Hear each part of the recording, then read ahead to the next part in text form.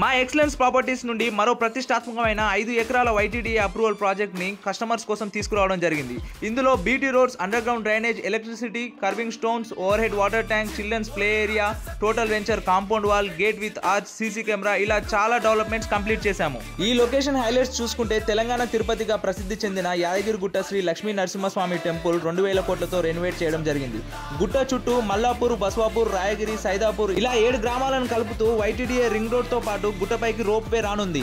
గుట్ట నుంచి 6 కిలోమీటర్ల దూరంలో రాయగిరి, వంగపల్లి, మల్లాపూర్, రాజపేట రోడ్లలో Yadadri temple development authority check పోస్టులు ఏర్పాటు.